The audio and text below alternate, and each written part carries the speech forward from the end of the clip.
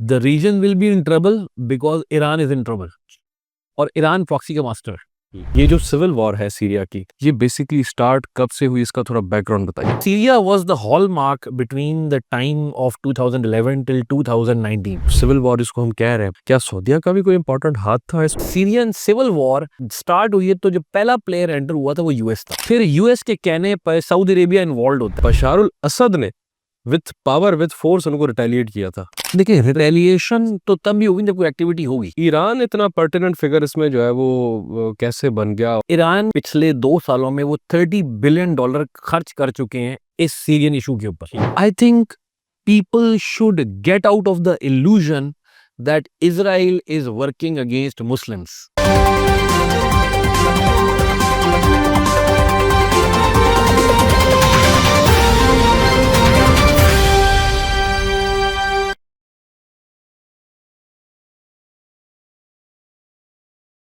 अस्सलाम वालेकुम जी, the WTR talks के एक और एपिसोड में आपको खुशामदीद कहते हैं। मैं हूं आपका होस्ट सैयद यासिर शाह।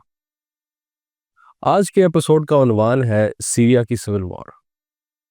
आज हम सीरिया की सिविल वॉर के हवाले से इसके बैकग्राउंड को डिस्कस करेंगे। इस सिविल वॉर की वजह से होने वाले खित्ते के अंदर जो इकोनॉमिक डिसरप्शंस हैं, जो ह्यूमैनिटेरियन क्राइसिस हैं, जो ब्लॉक पॉलिटिक्स है, और इस सिविल वॉर के अंदर ये कैसे एक प्रॉक्सी वॉर में तब्दील हुई, इसके अंदर इन्वॉल्वमेंट मुख्तलिफ स्टेट्स की, खुसूसन यूनाइटेड स्टेट्स, गल्फ़ कॉपरेशन की स्टेट्स, ईरान, रशिया, इन सारे ममालिक की सारी चीज़ों के हवाले से डिस्कस करेंगे। इन सब बातों पर डिस्कस करने के लिए हमारे साथ मौजूद है एहसन तारिक साहब। सर अस्सलाम वालेकुम। वालेकुम अस्सलाम। सर, सबसे पहले बताइएगा कि ये जो सिविल वॉर है सीरिया की, जिसको अब ये अपनी एक फ्रीडम के लिए एक मूवमेंट कह रहे थे, ये बेसिकली स्टार्ट कब से हुई, इसका थोड़ा बैकग्राउंड बताइए। अच्छा यासिन, सीरिया का जो प्रॉब्लम है वो वैसे तो बहुत पुराना चल रहा है।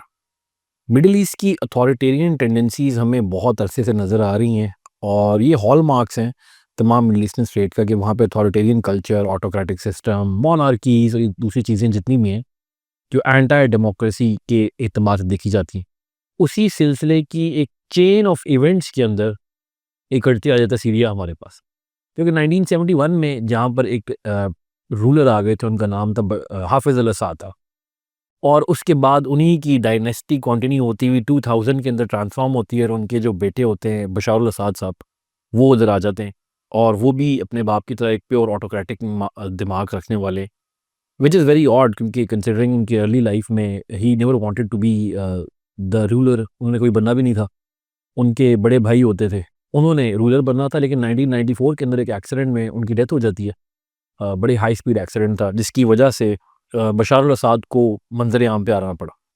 बशार उस टाइम पर लंदन के अंदर प्रैक्टिस करे थे ऑप्थेल्मोलॉजिस्ट बनने के लिए, आंखों के डॉक्टर थे वो, और एकदम से उनकी ज़िंदगी पूरी चेंज हो जाती है और एक प्रोफेशनल फील्ड से आना पड़ता है टुवर्ड पॉलिटिकल अफेयर, और वो वाला पॉलिटिकल अफेयर जो कि ऑलरेडी बहुत सख्त अथॉरिटेरियन निज़ाम रखता है।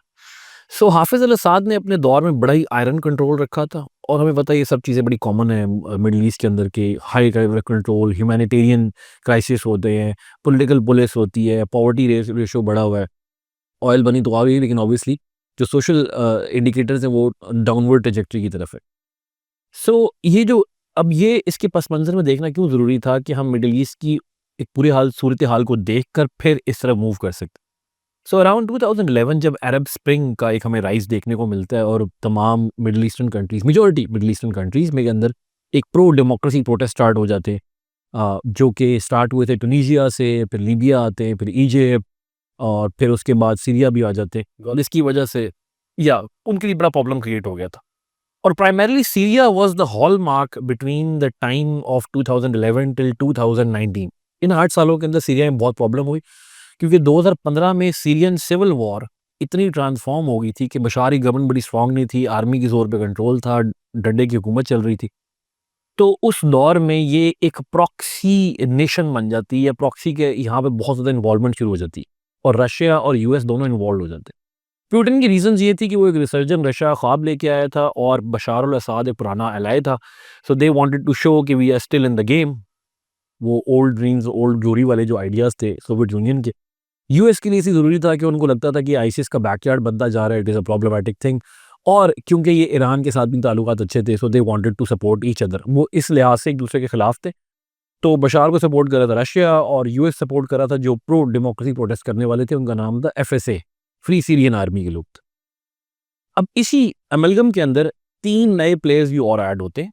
उसमें एक था ईरान। ईरान की पुरानी लीनिंग्स है टुवर्ड्स बशर अल-असाद। एक तो शियाइज़्म का आइडिया उससे मैच होता है, गवर्नमेंट भी शिया कंट्रोल थी और ईरान ऑब्वियसली सपोर्ट करता है। प्लस उनकी प्रॉक्सी की इन्वॉल्वमेंट बहुत ज़्यादा है और सीरिया एक बहुत अच्छा पाथवे बनता है towards Lebanon and all the other areas of Israel. तो वहाँ से जो अपनी प्रॉक्सी की पेनिट्रेशन थी वो भी करते थे। गोलान हाइट्स एक इम्पॉर्टेंट गोलान हाइट्स वाला इशू भी इम्पोर्टेंट था इसके अंदर। फिर चूंकि ईरान एंटर हो गया तो ऑटोमेटिकली सऊदी अरेबिया का एंटर होना बन गया। तो ये multi faceted, multi angled and multi dimensional civil war बन गई थी, जिसमें इंटरनेशनल और रीजनल प्लेयर्स इन्वॉल्व हुए। जो फाइनल एक्टर इसमें एक बड़ा रोल प्ले करता है वो टर्की था। टर्की का मसला इसलिए था कि वो बॉर्डर शेयर करते सीरिया के साथ और वहाँ पे कुर्द सेपरेटिस्ट रहते। कुर्द्स का प्रॉब्लम ये है कि ये एक ऐसे लोग हैं जो एक डिफरेंट सेपरेट एथनिक आइडेंटिटी तो रखते हैं, लेकिन इनके पास कोई स्टेट नहीं है। तो ये चूंकि एंटी टर्की एक्टिविटीज में मुलविस थे, तो एर्डोगन ने बड़ा आयरन फिस्ट से कंट्रोल किया। तो उसने देखा कि इनके जो सारे बैकयार्ड्स हैं या जो पीछे से सपोर्ट हो रही है वो सीरिया से हो रही है, सो ही वांटेड टू दैट। तो ये बड़े लेवल की गेम चल रही। बाय 2018-19 के एंड पे जब एलेप्पो वाले अटैक खत्म हो गए थे और इदलिब में भी कब्जा हो गया था, सीरिया या सीरियन आर्मी जो बशार की थी वो ऑफिशियली जंग जीत चुकी थी। ठीक है। और उसकी वजह ये थी कि उनको कांस्टेंट सपोर्ट मिल रही थी, रशिया से रशियन वेपनरी आ रही थी, lot of things were going on और एक बड़ी पावरफुल गवर्नमेंट प्रोजेक्ट की। और 2019-20 के अंदर कोरोना से पहले हमने देखा कि they won the war and this was a done and dusted issue. और कहीं कहीं छोटी छोटी आपको चिंगारी नजर आ जाती थी, कभी छोटा मोटा अटैक हो गया, कोई ब्लास्ट हो गया, लेकिन कोई बहुत बड़े लेवल पे काम नजर नहीं आ रहा था। ऑफिशियली हम ये कह सकते हैं कि बशार की या बशार लविंग फोर्सेस थी वो जीत चुकी थी। और इंटरनेशनल अफेयर के ऊपर भी यूएस एक किस्म की शिकस्त तस्लीम कर चुका था कि ठीक है, यहाँ पर रशिया या रशियन प्रॉक्सीज कामयाब हो गई, so we can't do much about it. But अभी रिसेंटली हम देखते हैं कि तकरीबन ये 2 हफ्ते पहले भी एग्जैक्टली 2 वीक्स हुए, 2 हफ्ते पहले एकदम से इस 4 साल पुराने इशू में एकदम से एक नया स्पार्क पैदा हो गया और एक रेजिस्टेंस मूवमेंट स्टार्ट कर दी मोहम्मद अल जुलानी ने, अबू मोहम्मद अल जुलानी। और उन्होंने आके एक नया आइडिया प्रोजेक्ट किया और अवाम उनके साथ मिल गई है। That's a very fascinating point कि रेजिस्टेंस फोर्सेस नॉर्मली इस किस्म की तो आती जाती रहती हैं, छोटे-मोटे ग्रुप्स होते हैं, ठीक है? ये जो इस तरह के सेपरेटिस्ट ग्रुप्स हो गए या मिलिटेंट ऑर्गेनाइजेशंस हैं, ये रोल तो प्ले कर रही थी। लेकिन ये अबू मोहम्मद अल जुलानी का फ़ायदा ये था कि एक तो ये अल-कायदा की ऑफशूट थे। बिल सो अल-कायदा के साथ ताल्लुकात भी थे, बिल ठीक है? आईसिस के साथ भी इनके ताल्लुकात थे और बोको हराम के साथ भी इनके ताल्लुकात थे। But it was not a very big group, ये एक स्प्लिंटर ग्रुप था छोटा-सा। सर, मैं माज़रत के साथ आपको रोकूँगा यहाँ पे बिकॉज़ हम फिर थोड़ा-सा डिरेल हो जाएँगे। मैं चाहूँगा आप पहले इस बात का जवाब दे दें कि जैसे अरब स्प्रिंग हुआ, प्रोटेस्ट शुरू हुए, पहले तो पीसफुल प्रोटेस्ट थे। पीसफुल प्रोटेस्ट के बाद ये वायलेंट प्रोटेस्ट्स कैसे तब्दील हुए और प्रॉक्सी जो है वो ये कब और किस पॉइंट पे आके हुई जिसके अंदर ईरान की इतनी इन्वॉल्वमेंट हो गई। सऊदीया देख लीजिए आप, क्योंकि ईरान और यूथीस का मसला जो यमन में है, क्या सऊदीया ने इस बात को इस्तेमाल किया कि सीरिया के अंदर ये क्या मामलात होना शुरू हो गए? क्योंकि आप अगर देखें मिडल ईस्ट की सियासत के अंदर जो मेजर प्लेयर्स जो डायरेक्टली इन्वॉल्व मतलब प्रॉक्सी के थ्रू अगर जो डायरेक्टली इन्वॉल्व हो रहे हैं वो ईरान और सऊदीया थे। जो उनकी जो पूरी एक जंग चल रही थी, क्या ये जो वॉर, ये जो आप सिविल वॉर इसको हम कह रहे हैं, पहले तो ये पीसफुल प्रोटेस्ट थे, ये तब्दील होने में क्या सऊदीया का भी कोई इंपॉर्टेंट हाथ था इसमें कि ये अचानक से एक प्रॉक्सी तब्दील हो गई? अच्छा Yasir, it's a good question that respect कि हमारे पास जितनी भी अरब स्प्रिंग के अंदर फोर्सेस हैं वो स्टार्टिंग में जो प्रो डेमोक्रेसी प्रोटेस्ट थे वो बड़े ही पीसफुल नजर आए, लेकिन स्लोली स्लोली वायलेंस का शिकार हो गए। The same with Libya, same with Egypt, Tunisia में भी सेम हुआ। वो ट्यूनीशिया के अंदर ज़ैनुल आबिदीन बिन अली की गवर्नमेंट थी, उसको डिस्ट्रॉय किया गया। लीबिया के अंदर मोअम्मर गद्दाफी की थी, उसको डिस्ट्रॉय कर दिया गया। इजिप्ट के अंदर हुस्नी मुबारक था, उसके खिलाफ भी वो अल तहरीर स्क्वायर वाला बहुत बड़ा इंसिडेंट हुआ था। और ये वाले आइडियाज़ आपको टर्की में नज़र आएँगे 2015-16 के अंदर। एक्चुअली एर्डोगन के खिलाफ इस तरह की एक्टिविटीज़ हुई थी। सो येस, स्टार्टिंग पॉइंट हमेशा से पीसफुल रहा है, लेकिन these revolutionary tendencies have an ability, innate ability to turn violent. और why Syria became extremely violent? क्योंकि Syria is a cesspool of parties, वहाँ पे बहुत सारी पार्टीज़ हैं, ठीक है? हमें पता है आईसिस के बैकग्राउंड्स भी वहीं पर थे। आईसिस का 80% मिलिट्री इक्विपमेंट सीरिया के अंदर डंप हुआ था और वो वहीं पर होता था। सो जब सीरियन सिविल वॉर स्टार्ट हुई है तो जो पहला प्लेयर एंटर हुआ था वो यूएस था, इन द आइडिया या गार्ब के वो डेमोक्रेसी को सपोर्ट कर रहे हैं। तो automatically बशार went towards the Russians और उसको सपोर्ट करना शुरू कर दिया रशिया ने, क्योंकि उसकी मजबूरी इसलिए बन गई थी, वो रीजनल प्लेयर प्रोजेक्ट करना चाहता पावर को। And if you want to become a huge power you need to project that. फिर यूएस के कहने पर सऊदी अरेबिया इन्वॉल्व होता है, लेकिन सऊदी अरेबिया की मजबूरी इसलिए बनती है कि उससे पहले बशार के ताल्लुकात थे इनके साथ, इरानियंस के साथ, और इरानियंस ने अपनी प्रॉक्सी हिजबुल्लाह को सपोर्ट करने के लिए, जो कि लेबनान के अंदर है, वो ये वाला पाथवे इस्तेमाल करते थे। मिसाइल्स जा रहे हैं, काफ़ी इक्विपमेंट जा रहा है, वो उनको दे रहे थे। और हम देखो एक कासिम सुलेमानी और जो इरानियन रिवोल्यूशनरी गार्ड कोर की 2 ब्रिगेड्स वहाँ पे तैनात थी, फातिमियून ब्रिगेड थी।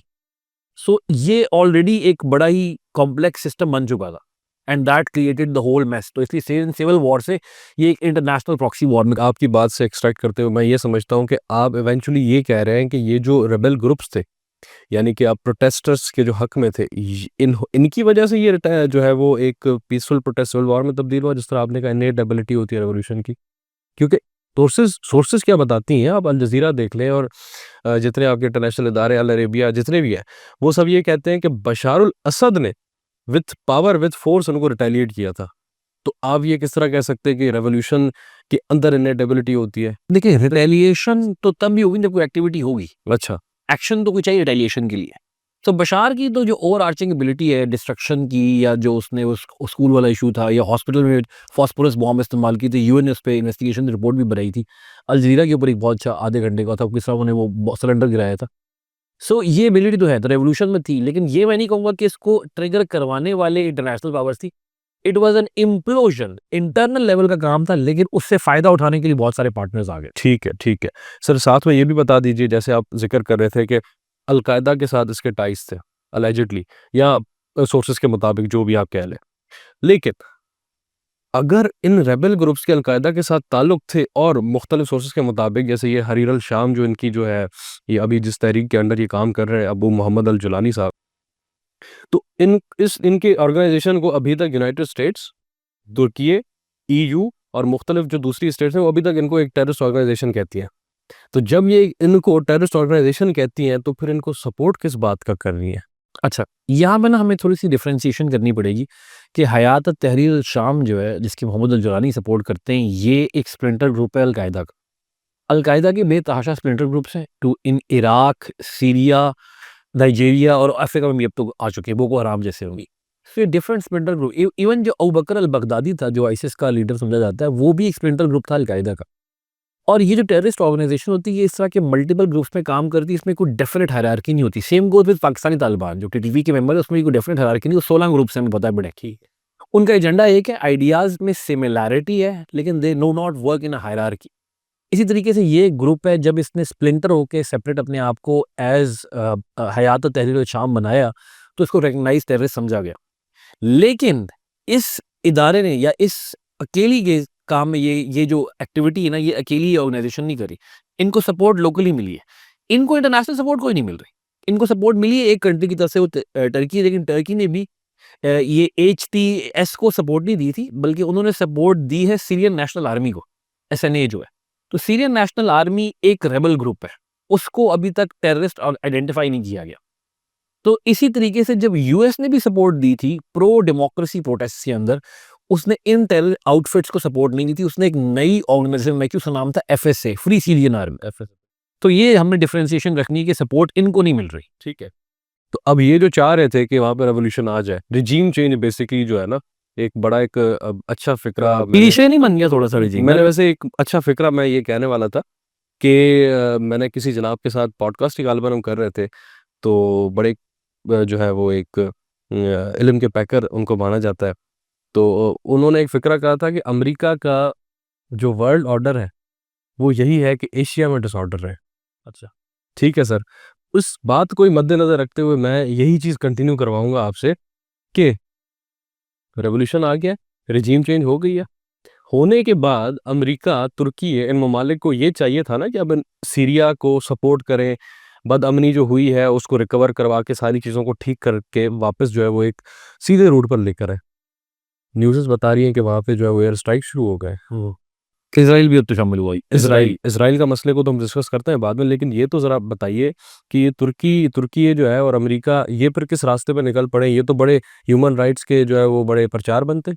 देखिए, the violation of a law does not constitutes the absence of a law. ठीक है। या कि लॉ गलत है। अगर किसी चीज़ की वायलेशन हो रही है इसका मतलब ये नहीं है कि वो चीज़ गलत है। अगर ह्यूमन राइट्स को प्रोजेक्ट करता है यूएसए और वो उसको फॉलो नहीं कर रहा है, डज़ नॉट मीन कि ह्यूमन राइट्स गलत है। इट मीन्स कि अमेरिका एक हिपोक्रेटिक कंट्री है जो इस किस्म की एक्टिविटीज़ करता है, and that's not very way of towards the American regime. वो ये काम करते रहें। जो आपने पिछला पॉइंट किया था कि एशिया के अंदर डिसऑर्डर रहे और यही अमेरिका का ऑर्डर है, it's a very fascinating point कि yes it supports USA in certain time, especially 1973 के बाद हम देखते हैं जब सेकंड अरब इसराइल वॉर हुई थी। That was I think Henry Kissinger ने भी ये बात लिखी थी कि it was one of their chances, या एक एजेंडा यही बनाया गया था किसी तरीके से मिडल ईस्ट को एक अनस्टेबल कैरेक्टर के तौर पर रखना है और उसमें मल्टीपल अलायंस स्ट्रक्चर यूएस के साथ इस्टेब्लिश करने, ताकि ये ऑयल वाली पूरी डोमेन को अपने लिहाज से कंट्रोल किया जा सके। अच्छा सर, अब ईरान का जो किरदार है मिडल ईस्ट की सियासत के अंदर, खुसूसन ये सीरिया का जो ये अनरेस्ट हुआ है, रशिया की भी इन्वॉल्वमेंट थी अच्छी खासी, लेकिन ईरान इतना पर्टिनेंट फिगर इसमें जो है वो कैसे बन गया और उसके क्या वेस्टेड इंटरेस्ट्स बनते थे इस सीरिया के सिविल वॉर के अंदर? रशिया हैज़ लॉस्ट द फ्रे। और इस जो अभी रीसेंट अपराइजिंग में हमने बशार अल असद का जाना देखा है, इसकी प्राइमरी रीज़न ही रशिया का प्रेजेंट ना होना था। जब तक रशियन फोर्सेस का सपोर्ट रही है, उनको वेपन्स मिलते रहे हैं, तो Syria is not a very well of country, पैसे भी कम है उनके पास, इश्यूज़ बहुत ज़्यादा हैं। जैसी रशियन सपोर्ट बैक हुई है और इरानियन सपोर्ट भी बैक हुई है, क्योंकि दोनों ही कंट्रीज़ अपने-अपने मसलों में फँसे हुए हैं। Russia is involved in Ukraine war and Iran is now focused toward Israel, और वो अपनी प्रॉक्सीज़ को एक्टिव करने के चक्कर में हुआ हुआ है, और हिज़्बुल्लाह को डिफीट हो रही है। हमास का तो पूरे की पूरी लीडरशिप उड़ा के रख दी है। हूथीज़ के ऊपर यूएस एयर स्ट्राइक्स कर रहा है आजकल। ऐसे सो जो ईरान का एक्सेस ऑफ ईवल है बड़े खतरे में है। जी। सो ईरान के लिए बड़ा मसला है। अब ईरान की अपने जो स्टेट न्यूज़ एजेंसी है उसके मुताबिक पिछले 2 सालों में वो $30 बिलियन खर्च कर चुके हैं इस सीरियन इशू के ऊपर। जी।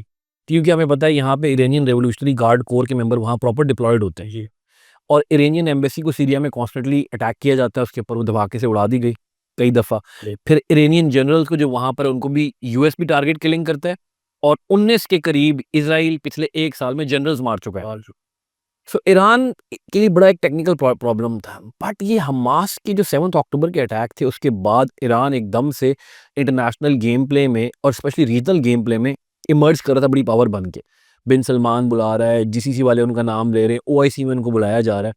तो वो जो फॉरेन अफेयर्स पे आर्टिकल भी आया था ना कि ईरान की एक्चुअली विक्ट्री हो रही है, अब हमें वो यू टर्न नज़र आएगा कि ईरान के वो तमाम एक्सिस ऑफ ईवल के मेंबर डिस्ट्रक्शन की तरफ जा रहे हैं। हमास का head of the snake cut कर दिया उन्होंने, लीडरशिप सारी मार दी, याह्या सिनवार और नसरुल्लाह वगैरह एंड पे रह गए तो वो भी मार दी गई।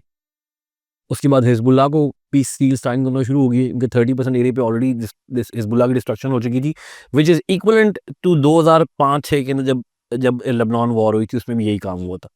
The final straw was left with Houthis in Yemen, उनको यूएस ऑलरेडी हैंडल कर रहा है जी, और ये सीरिया रह गया। तो अब सीरिया में भी जो आपकी फातमीउन ब्रिगेड्स हैं वो सारी वो डिस्ट्रक्शन की तरफ चली जाएँगी, और अब इस नई रियलिटी के अंदर क्या नया सीरिया ईरान के साथ वही ताल्लुकात रखेगा जो पिछले दिन के सीरिया के अंदर जो पॉपुलेशन है वो डिफरेंट है। ये तो हमें पता है ना कि यहाँ मसला है, उनकी लीडरशिप शिया होती है और लोग प्राइमरीली सुन्नीस होते हैं। सो ईरान के लिए अब मसले क्या, रामिफिकेशन आ जाते हैं। पहला है कि न्यू रीजनल कैलकुलस। ईरान ने तो सर ये भी बता देना साथ ही साथ भी, ईरान ने तो ऑफर भी किया सीरियन के इस नए रेबल ग्रुप को कि हम आपके साथ कोalition के अंदर वो टेबल टॉक्स करते हैं, नेशनल डायलॉग जो उन्होंने कहा था। अब आप कह रहे हैं वो करना चाहिए सीरिया को? नहीं करना चाहिए। अच्छा। अभी वो एक अनप्रेडिक्टेबल है। मैं स्टीफन कुक का आर्टिकल पढ़ रहा था, अभी लेटेस्ट कल कल रात को ही आया हुआ था। उसमें वो ये कहते हैं कि उन्होंने भी 4 रेमिफिकेशन ज़िक्र किया, मैं वो आपसे डिस्कस करना चाहता हूँ। एक तो है कि ईरान के लिए अब एक हिथरटो अननोन टेरेन आ गई है, न्यू रीजनल कैलकुलस, कि अब उनको दोबारा डिसाइड करना पड़ेगा कि मैंने गल्फ में, मिडल ईस्ट में कैसे एग्जिस्ट करना है। बिल्कुल ठीक। That is problem number 1। पूरी पॉलिसी रिवैम्प करनी पड़ेगी। सेकंड, आईआरजीसी का जो इरानियन रिवॉल्यूशनरी गार्ड कोर है, उसका रोल अब कम से कम होते-होते खत्म हो जाएगा। आखिरी जो उनका स्ट्रैंड रह गया था, वो सीरिया में था, वो अब जाना शुरू हो गया, वो भी खत्म हो गया। फिर अब यही आइडियाज़ इंटरनली प्रॉब्लम और स्ट्रेस क्रिएट करेंगे ईरान के लिए, क्योंकि खामेनेई 85 साल के हो चुके हैं, अली खामेनेई साहब, और वो भी एक लीडर हैं। और मैं कहता हूँ ना कि पीपल शुड बी अफ्रेड, क्योंकि monarchs and authoritarian and autocrats are dying like flies. तो दुनिया के तमाम ऑटोक्रेट को ज़रा इस टाइम पे चौकन्ना हो जाने की ज़रूरत है, चाहे वो हसीना वाजिद हो या बशार अल असद हो जी। या कोई यहीं पर मौजूद है अगर है। तो खामेनेई की सक्सेशन का एक मसला आ गया, वो अब होगा क्योंकि उनका भी सक्सेसर नहीं बनाया गया। और फिर लोगों की जो अपनी रेवोल्यूशनरी टेंडेंसी है, वो क्या होगी? क्योंकि इरानियन लोगों में तो रेवोल्यूशनरी टेंडेंसी में पता है, और हमें ये पता है कि वो उस रिजीम से जो कांस्टेंट एक इस्लामिक रिजीम इम्पोज किया हुआ है उनके ऊपर, उससे बड़ा सख्त तंग आ चुके हैं and they are fighting back, ऐसे ऐसे कर रहे हैं। स्टार्ट वो खवातीन से हुआ था, फिर उसके बाद फ्रीडम राइट्स और मूवमेंट्स पे चला गया। सो ईरान के लिए बड़ी प्रॉब्लम बनेगी आगे जाके। इसीलिए अगर आप देखेंगे इंटरनेशनल एनालिस्ट को, तो इस टाइम पे तमाम वेस्टर्न एनालिस्ट बड़ी दबी दबी हंसी और मुस्कुराहट इजहार कर रहे हैं, क्योंकि Iran is in deep waters, वो बहुत मसले में फंस चुका है। सो ये प्रॉब्लम उसको फेस करनी पड़ेगी। लेकिन एक कंट्री जो है ना, वो इन तमाम मसाइल में सबसे बेहतर रह चुके हैं, और वो है टर्की। ठीक है, एर्डोगन ने कुर्द वाला मसला भी हैंडल कर लिया, क्योंकि एसएनए वहां पे चलेगी तो वो खुद अब हैंडल करेंगे कुर्द को, वो अपने बॉर्डर में कुर्द को नहीं आने देगा। एसएनए को पैसे देना, सपोर्ट करना, इसमें वो सब शामिल था। अच्छा, Turkey people are always crying everywhere कि टर्की इसकी बैक पे, टर्की इसकी बैक पे। Turkey never planned for the fact कि उसने रजीम चेंज करवा देना है सीरिया के अंदर। टर्की ने प्लान किया था कि एक छोटी मोटी एस्केलेशन होगी, जिसकी वजह से प्रेशर डाला जाएगा इन लोगों के ऊपर, और जो कुर्द हैं उनकी पॉपुलेशन की फ्री मूवमेंट रोकी जाएगी। लेकिन वो छोटी मोटी एस्केलेशन नहीं रही, और वो 2 हफ्ते के लिए इतना बड़ा हो गया। अब that is a very separate case. बात माजरत के साथ मैं ऐड करूंगा यहाँ पे सर कि तुर्की इतनी ताकत रखता भी नहीं है कि रिजीम चेंज करवा सके सीरिया के अंदर। प्रॉब्लली नॉट, लेकिन इस नॉर्थ मिडिल ईस्ट के नॉर्थ साइड पे देखें तो वहाँ टर्की का होल्ड अच्छा है। ठीक है, कॉन्स्टेंटिनोपल से तो वेस्ट पे, ईस्ट पे आ जाता है, और वो कुर्स को हैंडल अच्छा करे, वो 2015 से करते हुए आ रहे हैं। सो टर्की के बारे में जो अभी आइडिया बन रहा है कि टर्की इसकी बिहाइंड पे था, टर्की इसकी बैक पे था, Turkey was never wanting that kind of an escalation. वो बड़ी नॉर्मल सी एस्केलेशन करना चाह रहा था, लेकिन एकदम से आउट ऑफ कंट्रोल होगी चीज़ें। और फिर हयात तहरीर शाम के आने की वजह से और जुलानी के आने की वजह से एकदम से एक नई रूह आ गई। अब ये 2 हमारे पास इदारे, एचएसटी के और सीरियन नेशनल आर्मी एसएनए के, और अवाम इनके साथ हो गई। So when people are with you, तो जब उन्होंने अटैक किया और वो सीरिया के कैपिटल के अंदर पहुंचे, अभी आपने इसमें देखा होगा, देयर वर वेरी लॉयलिस्ट। तो वहाँ पर जो असाद के लॉयलिस्ट थे, उन्होंने स्ट्रगल करने की कोशिश की, लड़ाई भी की, लेकिन असाद पहले निकल गया, और उसको समझ आ गई थी कि फौज हथियार डाल देगी, क्योंकि फौज के पास लड़ने के लिए हथियार है भी नहीं इतने ज्यादा। एस्टैब्लिशमेंट कमजोर पड़ गई थी, और वो रशिया की जो सपोर्ट थी वो भी नहीं हो रही थी। So it was creating a lot of problem. फिर इसमें सीरिया के अपने इंटरनल हालात भी देखें आप, क्योंकि पॉवर्टी, गुर्बत, पॉलिटिकल पुलिस, प्रिजनर कल्चर, 40 50 साल से लोग कैद है अंदर, टॉर्चर मैकेनिज्म, टॉर्चर पुलिस अलग बनी हुई है यहाँ पर।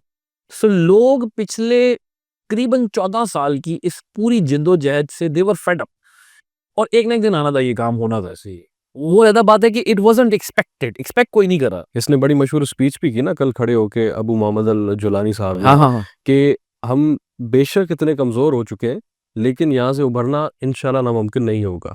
हम ऐसी एक कौम बन के उभरेंगे जो प्रोग्रेस का एक पैकर होगा इस्लाम के अंदर। तो ये एक बड़ी ऑप्टिमिज्म शो करती है। हालांकि सर आपको पता है कितने क्राइसिस है सीरिया के, कितने क्राइसिस है। बहुत क्राइसिस है, और प्रॉब्लम इनकी खत्म नहीं, प्रॉब्लम अभी शुरू हुई है। ये वेस्टर्न स्कॉलर्स तो मैं अभी आजकल देख रहा हूँ, जितने भी जो हमारे पास कमेंटेटर्स आते हैं, वो ये बात करेंगे, बड़ा मजा आया और मिडिल ईस्ट में जी ये हो गया और अब देखना ये हो जाएगा। You have given up a secular government towards in favour of a Islamic regime. Islamic regime आएगा, वो जुलानी की पहली स्पीच में उसने कहा था जी हम इस्लामिक रिजीम को फॉलो करेंगे। अगेन इससे एक नए कौम, क्योंकि इस्लामिक रिजीम पर कौन सा, वो शिया इस्लाम होगा या सुन्नी इस्लाम होगा, दैट इज अनदर प्रॉब्लम। और फिर ड्यूरिंग द टाइम जब ये पूरी कॉन्फ्रंटेशन चल रही है, जुलानी का अटैक चल रहा है, उस दौर में सिर्फ टेरर और टॉर्चर कैंप्स असाद के तो नहीं पकड़े गए, इनकी अपनी भी तो कितने गए। बहुत लोगों को टॉर्चर इन्होंने किया, वो 3 जनरल्स पकड़ लिए सीरियन आर्मी के, उनको बहुत बुरे तरीके से टॉर्चर करके मारा गया। सो अगर ये अवाम समझ ली कि अब चेंज आके ज़रा डेमोक्रेसी की टेंडेंसी बढ़ेगी, तो ऐसा कुछ भी नहीं होना, बल्कि एक नया मैस क्रिएट होना है। सो इसीलिए मैं स्टीफन कुक की बात से एग्री करता हूँ, मिडिल ईस्ट का बड़ा ज़बरदस्त राइटर है, वो ये बात करता है कि एक्चुअली ये इराक टाइप सूरत हाल बन जाएगी, एक केओस का दौरा रहेगा, और वो केओस मजीद फैलेगा आगे। सर आखिरी 1-2 क्वेश्चन है, बड़े क्रिस्पली आपने जो है वो इसके थोड़ा रोशनी डालनी है। अब इस सिविल वॉर के बाद प्लेयर्स भी आपको पता है, यूएस, तुर्की, आपको अच्छे खासे अब जियो पॉलिटिकल एनालिस्ट, आपको उससे बेहतर इसकी नॉलेज है। जो ब्लॉक्स अब फ्रैक्शंस क्रिएट होंगे, क्या पहले तो ये बताएं कि क्या वाकई इस सिविल वॉर ये इतना असर रखती है, कोई ब्लॉक्स क्रिएट होंगे? दूसरा, अगर क्रिएट होंगे तो फिर वो कौन कौन से क्रिएट? इंटरनेशनल लेवल पे ब्लॉक पॉलिटिक्स सीरिया या मिडिल ईस्ट के अंदर मायनी इतनी नहीं रखती, क्योंकि उसके प्लेयर बड़ी जल्दी फ्रीक्वेंटली चेंज होते रहते हैं। टर्की की एग्जांपल ले लें, 2015 से 19 दरमियान 2 दफ़ा, 2015 से 19 के दरमियान 2 दफ़ा साइड चेंज कर चुका था। यूएस के साइड पे था, फिर रशिया की साइड पे हुआ, फिर पेट्रियट मिसाइल वाला मसला आया, F-35 वाला दोबारा चला गया। सो हमें पता है कि यहाँ पे, लेकिन अगर आप फ्रैक्शनलाइजेशन को इंटरनली देख रहे हैं, तो यस, 2 बड़े डोमिनेंट फैक्शन बनेंगे सीरिया के अंदर। एक है सुन्नी फैक्शन और एक होगा शिया फैक्शन, और obviously Iran will not stop supporting them. तो ईरान दोबारा से अब वो जो प्रॉक्सी वो एक्सटेंड करा तो अब यहाँ खेलेगा, सपोर्ट तो वो करेंगे। इनके दरमियान होगा फिर एक तीसरा फैक्शन इमर्ज करता है जिनके पास golden opportunity of the life time है, और वो है the Kurds. They never had their land. अब एक कंट्री जब केओस में, तो उसमें से एक प्रोविंस अलहदा करना या एक एरिया अलहदा करने के चांसेस बन रहे हैं। तो हमारे पास थर्ड प्लेयर आएगा इसमें कुर्द्स, और फोर्थ प्लेयर जिसको यूएस रिकॉग्नाइज करता है इंटरनल पॉलिटिक्स में, वो टेररिस्ट है। आईसिस को स्पेस मिल जाएगी। जब भी लॉ एंड ऑर्डर का डार्ट होता है, केओस क्रिएट होता है, उसमें टेररिस्ट ग्रुप्स के लिए हावी होने के चांसेस बढ़ जाते हैं। सो आईसिस या हम अलकायदा की भी यहाँ पे इमरजेंस देख सकते हैं। क्या यूएस इसमें इंटरेस्ट लेगा? That is a very strong point जो इस टाइम पे डिबेट हो रहा है। और जो ज्यादा आइडियाज हमें मिल रहे हैं वो ये कि यूएस इतना इंटरेस्ट नहीं लेगा, क्योंकि एक तो ये इस्लामिस्ट रिजीम की तरफ जा रहे, और यूएस ने अफगानिस्तान और इराक में प्रूव कर दिया कि वो वेट एंड वॉच की पॉलिसी अपनाना चाहता है। देखना चाहता है ऊंट किस करवट बैठेगा। प्लस क्या ये रिजीम यूएस से मदद मांगेगा कि हम डेमोक्रेसी को प्रमोट करना चाहते हैं, बिकॉज वो डेमोक्रेसी प्रमोट नहीं करना चाहते। सो इसलिए यूएस डायरेक्टली एंटर नहीं होगा, and US has bigger fish to fry in terms of Israel and Ukraine. वो यहाँ पर नहीं आएगा। अब तो सर वैसे भी ट्रम्प आ रहा है। अच्छा की ट्रम्प की पॉलिसीज वैसे बड़ी डिफरेंट होती है। और डिसोसिएटेड हो। वो कहते हैं अमेरिका फर्स्ट। रिपब्लिकन्स का गालिबन यही स्लोगन है कि रिपब्लिक। ये ट्रम्प का अपना पर्सनल स्लोगन। अच्छा, ये ट्रम्प का अपना है। मगर तो ये आपने ज्यादा उनको सही तरीके से पढ़ा हुआ है वैसे। खैर उस पर नहीं जाते, डिरेल हो जाएंगे वैसे। बस बड़ी अच्छी बात की आपने। खैर सर लास्टली वैसे इसराइल की बात भी थी हमारी, कि इसराइल का भी थोड़ा सा खैर बता दें कि इसराइल इस चीज़ से कैसे सारा फायदा उठाएगा। गोलान हाइट्स की वो 5 डिस्ट्रिक्ट्स को सीज कर रहा है। उनका जो एग्रीमेंट हुआ था वो उसका जिक्र करा था नेतन्याहू कि भाई हमारा जो एग्रीमेंट हुआ था 1974 का, वो सीरियन हुकूमत के साथ हुआ था। अब तो हुकूमत रही नहीं, तो लिहाजा सीज कर दो। अब ये क्या नया तरीका आ गया इसका? I think people should get out of the illusion that Israel is working against Muslims. ये बड़ी अनपॉपुलर बात कर रहा हूं मैं। अच्छा, कि मेरा भी इख्तलाफ होगा इससे। जी बिल्कुल, मैं बड़ी अनपॉपुलर बात कर रहा हूं कि इजराइल मुसलमानों के खिलाफ नहीं है, इजराइल सर्वाइवल की जंग लड़ रहा है। अच्छा, उसके लिए सर्वाइवल का मसला है, उसको थ्रेट है। अगर तो मैं, मेरी लीगैलिटी इलीगैलिटी कुछ भी है, वो चैलेंज कर सकते हैं आप कि मैं सही हूं या गलत हूं, लेकिन मेरे लिए एग्जिस्टेंशियल थ्रेट है हमास से, पैलेस्टीनियन से, सीरियन से, लेबनान से, जॉर्डन से अब नहीं रहा। एक्चुअली जॉर्डन ने हेल्प की थी, अलाय बन गए। तो जब तक मेरे एंटी कंट्रीज इर्द गिर्द रहेंगे, मैं उनमें करूंगा कोई ना कोई interference, and that is the reason of Hamas war, that is the reason of Hezbollah war, and that is the reason for Syrian war. Golan Heights के इलाके ये वो हैं जो फर्स्ट अरब इजरायली वॉर में 1967 के अंदर, जिसको हम सिक्स डे वॉर कहते हैं, सिक्स डे वॉर के अंदर छीन लिए गए थे। यहाँ से गोलान हाइट्स छीना था, जॉर्डन से ईस्ट जेरूसलम छीन लिया था, और इजिप्ट से साइनाई पेनिनसुला छीन लिया था, साइनाई ले लिया था। सो ये Golan Heights is a troubled area जहां पे अभी तक हमेशा इजरायली इन्फ्लुएंस रखा है, और जो 74 का मुआहिदा उसके बाद ना ये बफर जोन बन चुका था। ठीक है, अब बफर जोन के अलावा ये कहना कि क्या इजराइल इन पे कब्जा कर लेगा, बिल्कुल भी नहीं करेगा। These are very troubled waters. यहाँ पे 4 बड़ी एथनिसिटीज के लोग रहते हैं, उनके अपने एजेंडाज हैं। सीरिया वो इजराइल से भी इसको बफर के तौर पे इस्तेमाल करना चाहता है, बट क्या नई गवर्नमेंट बफर बनाएगी या वो इसको प्रॉपर प्रोविंस का हैसियत देगी? That is the problem. तो हम जो इजराइल के प्री एमिनेंट स्ट्राइक्स देख रहे हैं, और वो जो एंट्री कर रहा है, उसकी प्राइमरी रीजन है उन एरियाज, उन लोगों को टारगेट करना जो इजराइल के लिए खतरा बन सकते हैं, and that is why they are targeting these them. अगर उनको कुर्द से खतरा होगा, वो कुर्द को भी टारगेट करेंगे। स्टेटमेंट में उसने भी यही कहा नेतन्याहू ने कि हम कोई ऐसा इस्लामिस्ट रेडिकल ग्रुप जो है ना अपनी उसमें अफोर्ड नहीं कर सकते, खुसूसी तौर पे अफोर्ड नहीं कर टेररिस्ट ग्रुप। लेकिन मैं एक बात फिर से जो है वो इसमें ये ऐड करूंगा कि सर ये भी तो देखें ना, आपके इन जो आपके ये जो है हरीर अल शाम जो है, इन्होंने इसी वजीर आजम साहब को कहा है कि भाईजान आप आ जाए और कुर्सी संभालें, और उस वजीर आजम साहब ने भी कहा कि जी हम आपके सपोर्ट में हैं। तो क्या ये स्टिल एक terrorist state run by terrorist organisation होगी, या एक डेमोक्रेटिक स्टेट की तरफ वाकई जाएंगे? देखें, ये कॉम्प्लिकेटेड इंटरनेशनल लॉ का मसला है कि प्राइम मिनिस्टर गाजी अल जलाली जो हैं, असाद के जो प्राइम मिनिस्टर थे, उन्होंने एक्चुअली अभी तक की जो रिपोर्ट्स आ रही हैं कि सपोर्ट किया है, और उन्होंने इनविटेशन भी एक्सटेंड किया था कि आप आए, और जो इंटरनल सारी reporting of the weakness of the military forces थी वो भी इन्होंने दी है। ये अभी तक की न्यूज़ है, इसके बारे में ये नहीं कह सकता कि सही है या गलत, बट लग यही रहा है कि गाजी अल जलाली उनको लेके आना चाहेंगे।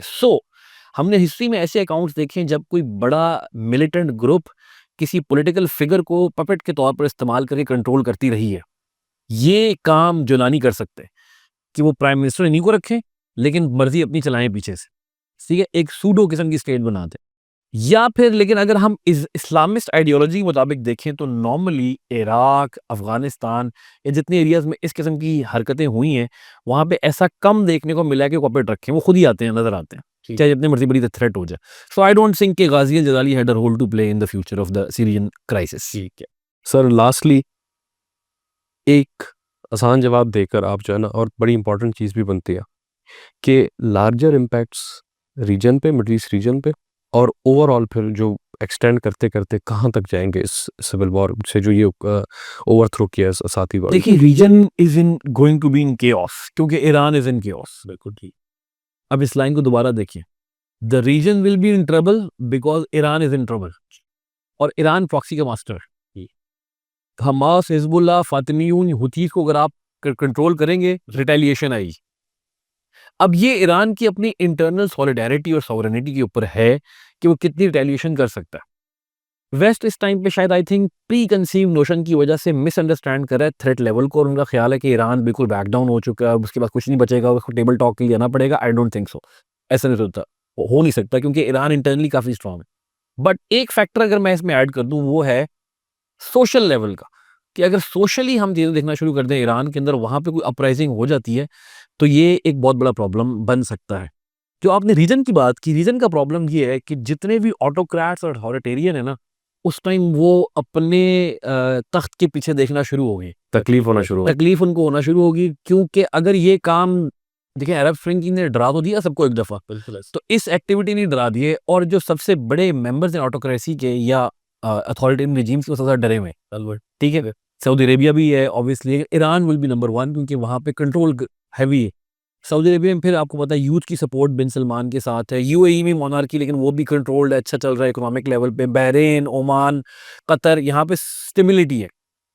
इस ईरान में स्टेबिलिटी नहीं है। So if Iranian people decide do something about it, तो ये पूरा रीजन केओस में ऑलरेडी है।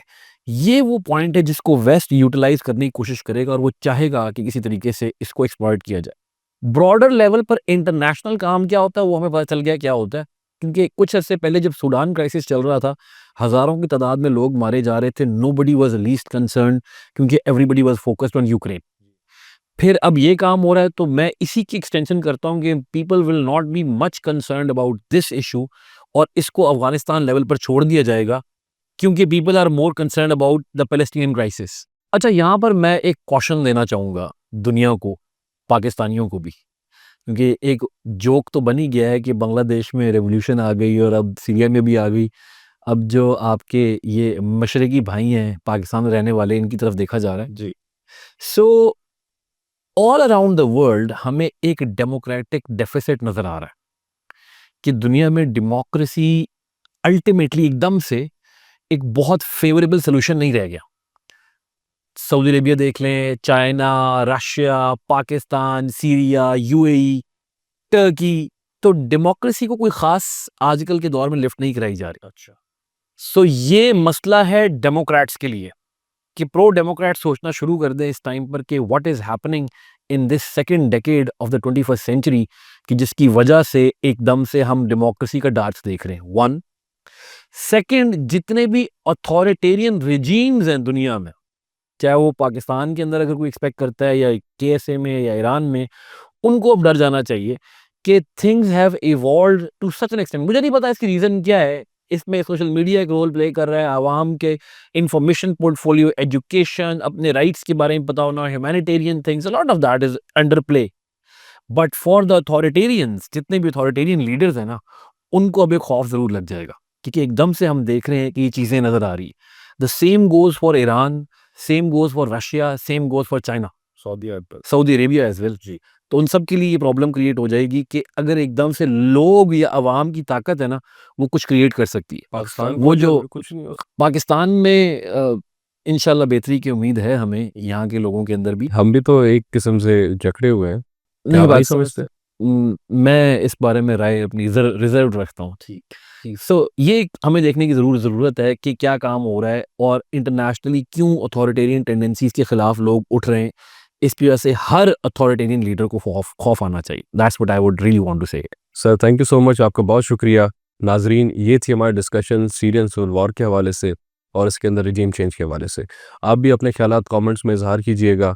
आप सबका बहुत शुक्रिया। आपका मेज़बान यासिर शाह इजाज़त चाहेगा। अल्लाह हाफ़िज़।